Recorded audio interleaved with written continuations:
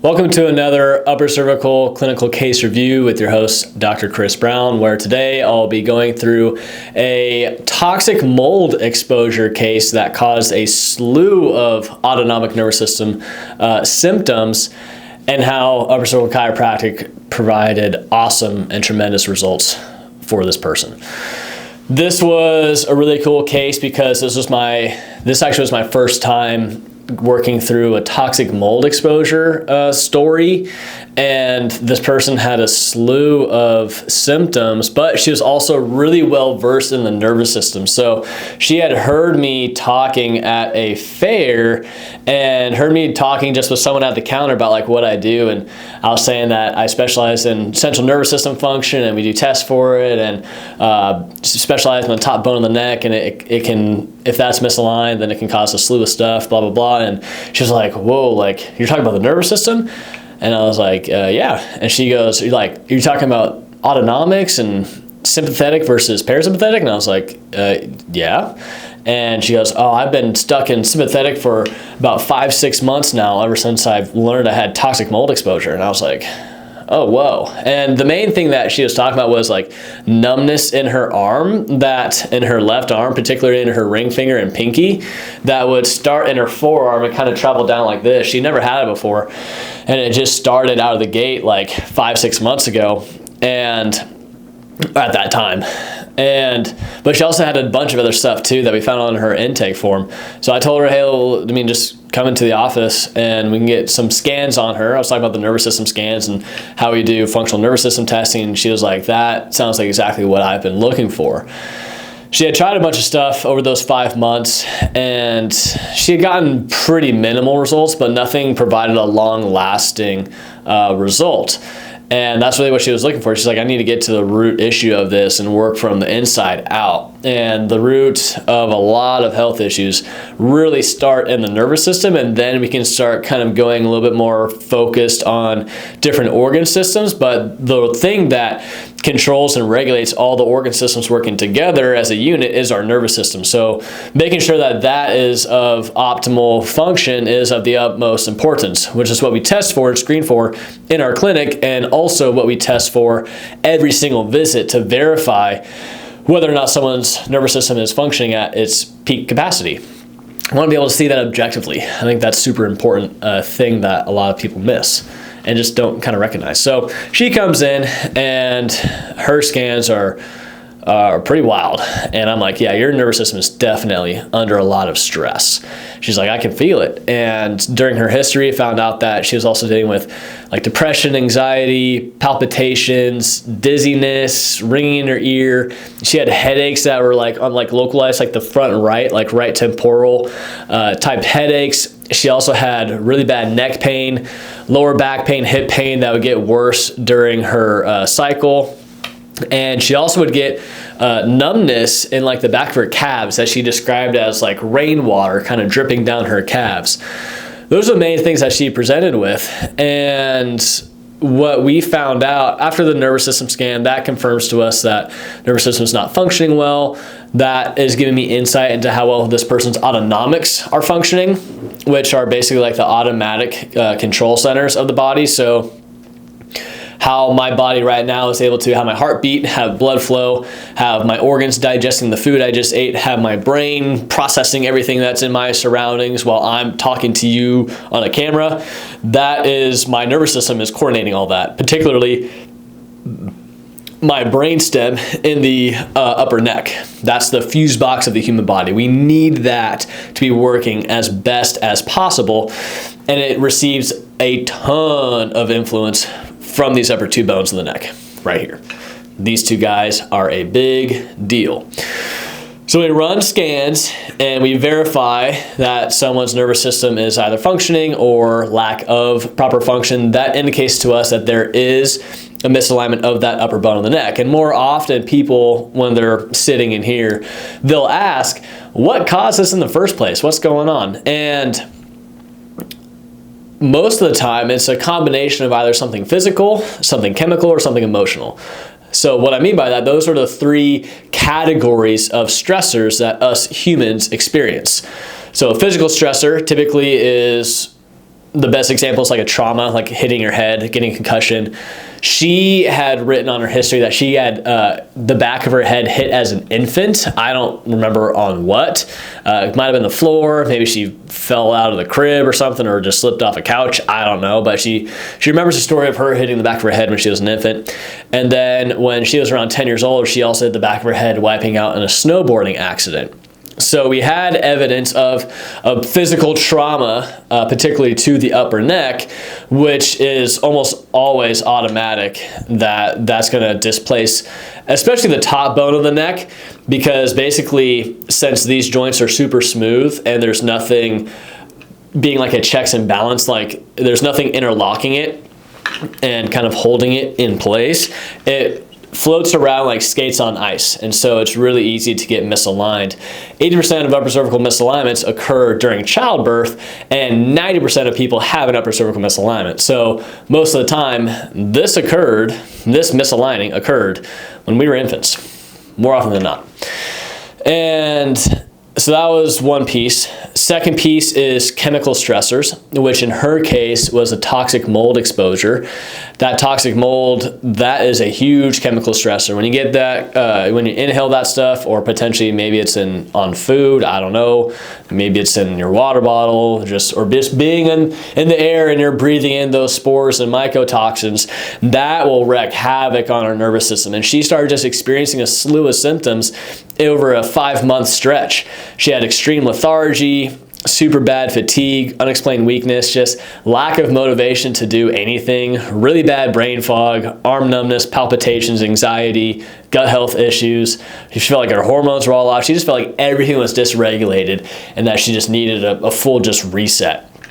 And her neck scans showed a lot of stress on her nervous system. Her full spine scan showed a lot of stress on her nervous system. And so she had evidence of a physical stressor, history of a head trauma, a chemical stressor, toxic mold exposure. She also had symptoms of anxiety and depression, which are the outcomes of emotional stressors. So the 3 types of stressors: physical, chemical, emotional. Emotional stressors are like getting into an argument with your spouse, or getting fired from work, or having something that you're worried about, where your thoughts start going and you start feeling your heartbeat a little bit faster, and you start feeling that anxiousness and tightness in your chest or your stomach or throat, and you don't really know how to process that. That's a lot of emotional stressors, where the actual emotion of the thought that's occurring in our head is causing a change in our body physiologically and neurochemically that can kind of alter how our organs are operating, connecting with each other. So she really had evidence of all 3 stressors going on that can all contribute towards causing stress in that upper neck and causing a misalignment of that upper neck, regardless of how subtle. It only takes millimeters to cause a misalignment of this upper neck.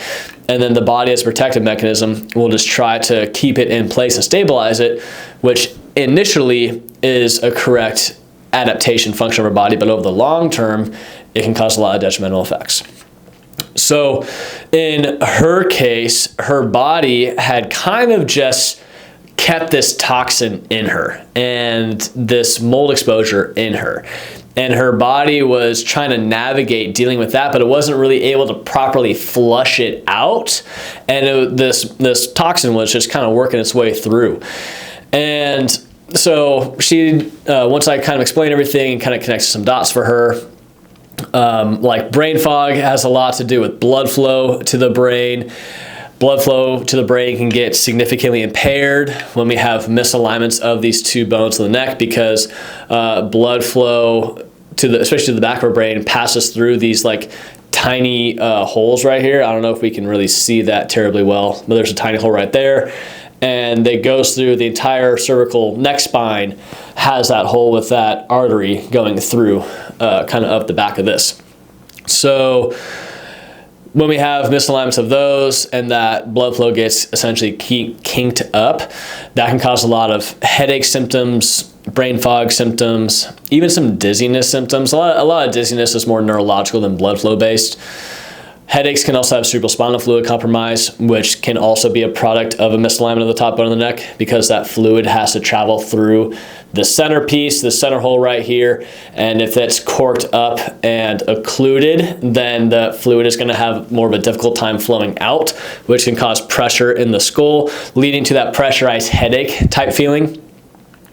Numbness in the arm can really be attributed to lack of nerve flow, blood flow to that area, due to a misalignment of that upper neck, because all of the nerves in our entire body, they originate in our brain and they have to travel through this big hole right in the middle, and then they start spreading out.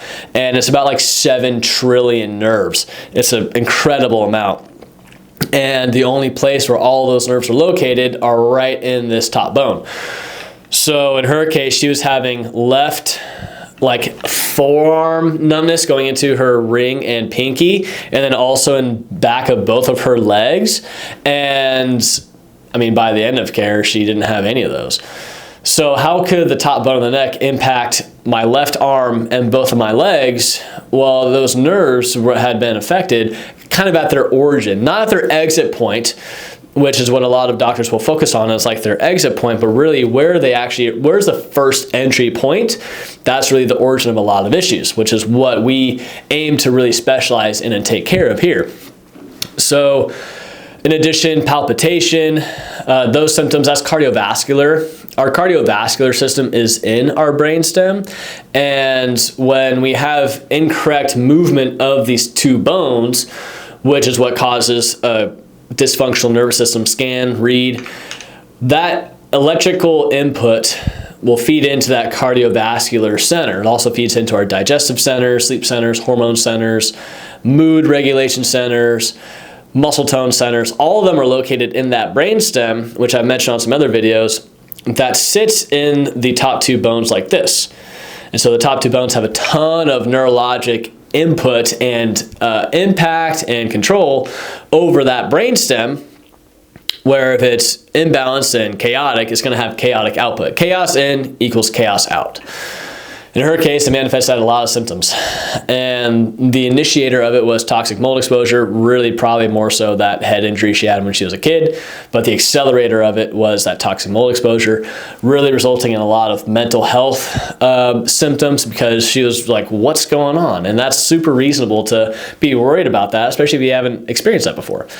So we go through an exam, we take x-rays, we take motion x-rays that will show us how these top 2 bones are moving or lack of. I have a phone call to take. I will edit this out.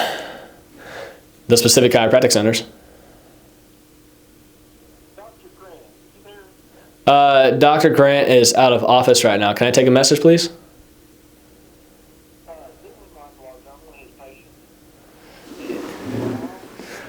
He's actually in London, England right now. But he will be back on Monday. Yeah, he's speaking at a chiropractic conference. Wow. Okay. Right. Let me see.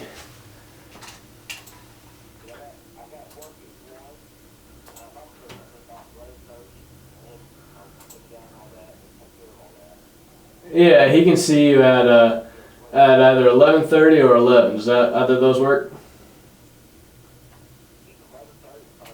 Okay, and how do you spell your last name again?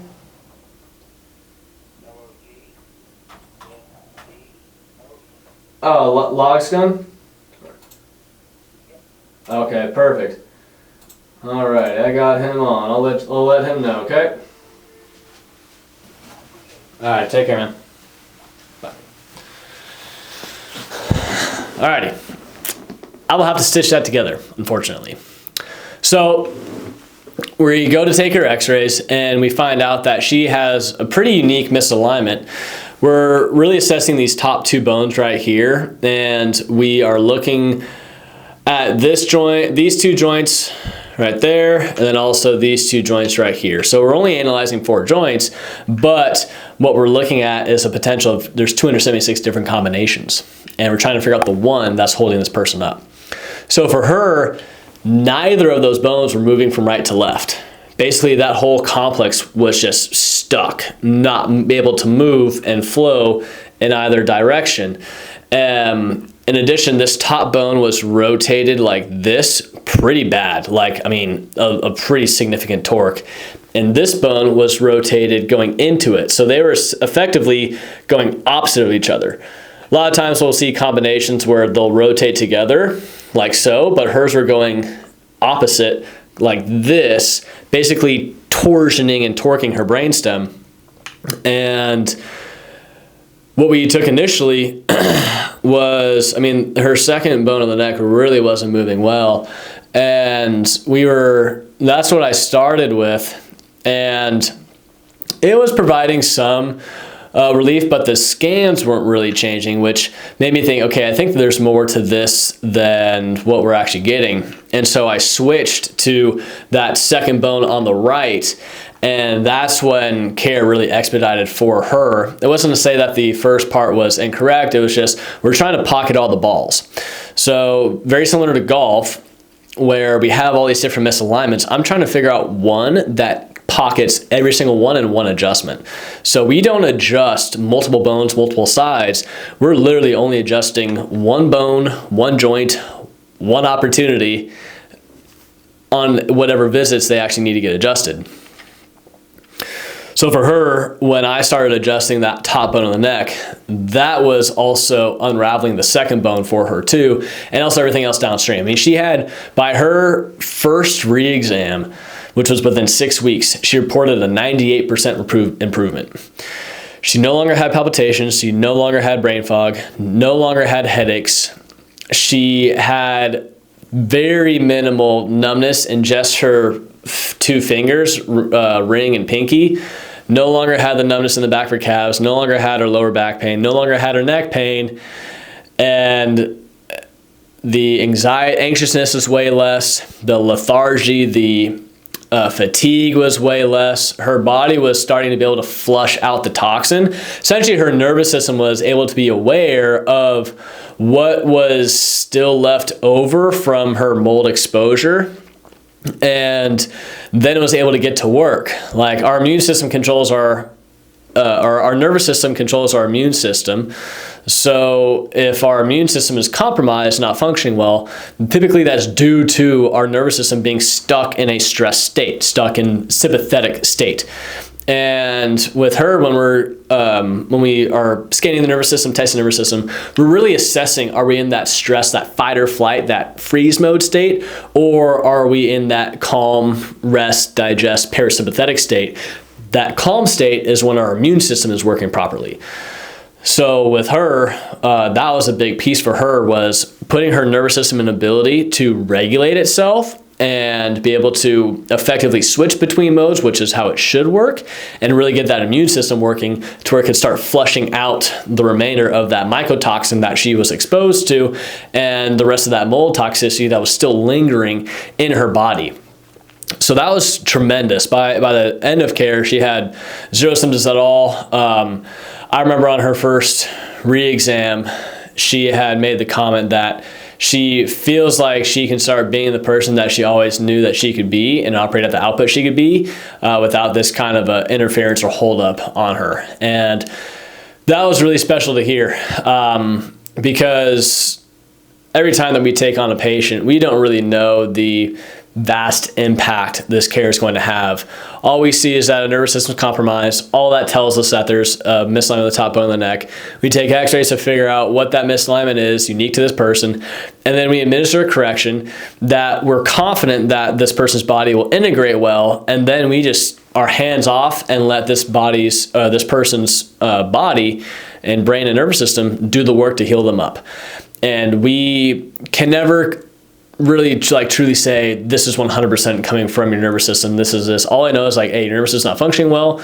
I know it's connected to a lot of things. I've seen a lot of really awesome things in practice. We're just gonna have to let time unfold and see how much of this is connected to the nervous system. And she was a case where almost all of her stuff was rooted in her nervous system and her nervous system being stuck in that stress state to where once we're able to essentially get the fire alarm turned off, her body started operating correctly, healing correctly, and she was able to get well and live life and thrive. And her journey was a really special one to just watch unfold. And I'm pretty grateful to have played a role in facilitating that.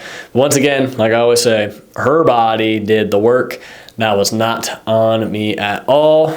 All of our bodies are able to heal itself. And if you feel like yours is not, then more than likely that cause is rooted in your nervous system. So I hope this video provides some value, and I hope that this was a really cool story. So I'm glad I got to share it. And if you're dealing with toxic mold exposure, if you're dealing with any of those symptoms, just go try to find a doctor that does this functional nervous system test. It is called computerized infrared thermography. It'll be worth your time, worth your health, and worth your longevity and overall well-being for the remainder of your life. Please go get that test done. I'm Dr. Chris Brown.